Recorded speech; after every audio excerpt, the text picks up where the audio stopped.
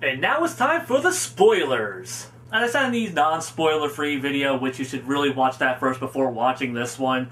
This movie does lift quite a bit story element-wise from The Amazing Spider-Man. April's dad worked with Eric Sachs, to make the mutagen, and they were experimenting on these turtles and a rat. April's dad found out that Eric Sachs had some sort of evil shit going on with the Shredder, and tried to burn all the research and get rid of everything. And I guess April had these repressed memories, and she's kind of uncovering the mystery of what happened to her father, what exactly happened with her father, what happened with his research. So then all the story elements kind of tie together. The Shredder, his adopted son, Eric Sachs, that's the role he plays in this movie now. The origin of the Turtles and Splinter, and just everything just kind of intertwines together. And it's super convenient as fuck. It is just one of those things wow, that's a lot of coincidence to have kind of all wrap in together like that. I'm not sure if this one is the most coincidental events to all kind of intertwine in TMNT Origins. Because I know that the 2003 series had kind of a bit of a problem with that as well. But yeah, in that regard, the plot line's kind of fucking contrived, and like I said, it's just a lot of coincidences. Also, in the non-spoiler video, I said that Eric Sachs wasn't the Shredder, some other dude is the Shredder, and that the movie was worse for it. I say this because it was very obvious that Eric Sachs was meant to be the Shredder. In fact, I'm pretty sure they had filmed the entire movie with Eric Sachs being the Shredder, and then they just changed it last minute because we already know there was reshoots, so it makes a lot of sense that they just kind of changed that element really quick because people were just that pissed off about it.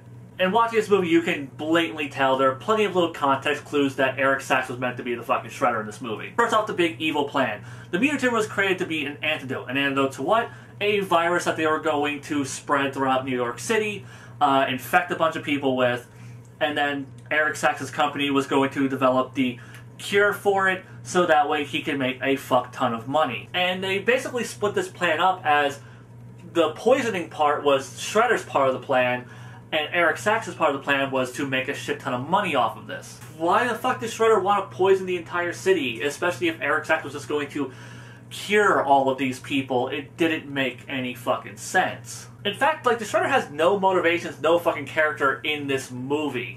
They obviously just got some big Japanese dude last fucking minute. I guess he was Japanese. He was in the shadow the whole fucking time, so he may have not actually been Japanese. But he spoke Japanese, so that should be enough to fucking please the goddamn TMNT fan base, right? So yeah, Shredder has no character. His motivations are vague, if he has any at all. He looks pretty much like he does in the 2012 series. Just big hulking Japanese motherfucker whose face is kind of burned up for some fucking reason. And you can tell they had the whole thing planned out that he was going to be the adopted son of Orokusaki, and that he was going to, be the successor of the Foot Clan and the next Shredder in line. And, and then the plot would have made sense because, he was poisoning the city to cure the city, so that way his company can make a shit ton of money. Also, another big clue that Eric Sachs was meant to be the Shredder is Shredder and Eric Sachs are never actually seen at the same time together. The big Japanese bald scarred dude, he's seen in the same scenes as Eric Sachs, but never fully armored Shredder. In fact, whenever Shredder shows up in the lab where they're draining the turtle's blood to get the mutagen extracted from it, you don't see Shredder in that scene at all.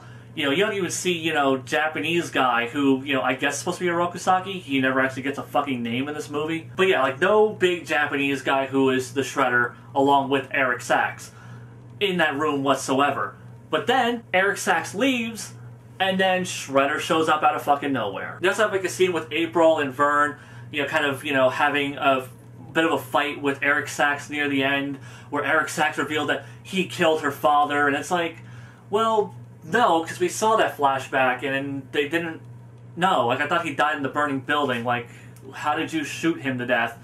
Unless he's just lying? They obviously needed to try and wrap up that storyline with Eric Sachs now that they didn't have him as the Shredder anymore.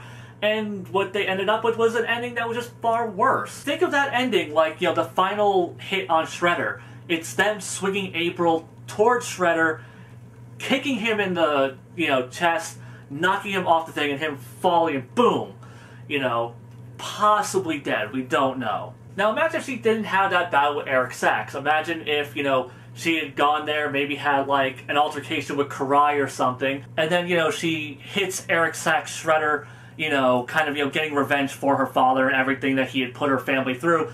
That kind of would have closed up her story a lot better and would have made a lot more sense thematically.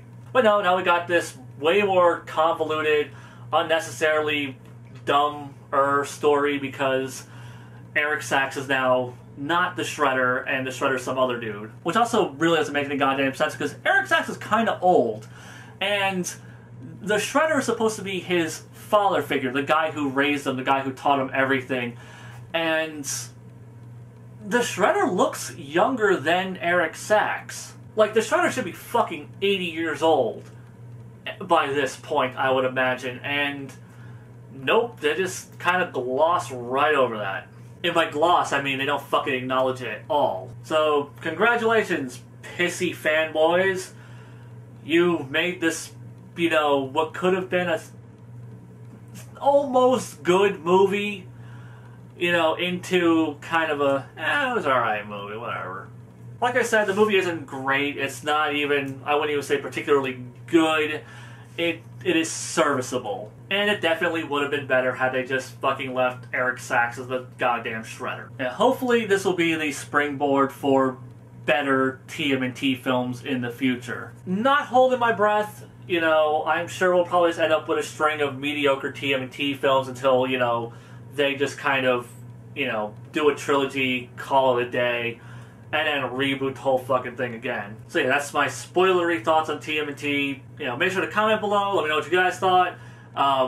If you haven't seen the Weeaboots Podcast that I pitched in the other video, I'm sure I put a link here as well. Go check that out if you're a fan of anime and want to know my thoughts on anime this season. And if for some reason you are watching the spoiler video without actually having seen the movie yet, like I said before, go ahead and check it out. You know, if you're really that curious, check out a matinee showing. You know, it'll be a bit cheaper. But don't do that unless you've already seen Guardians of the Galaxy, because Guardians of the Galaxy is way fucking better and definitely deserves your money a hell of a lot more.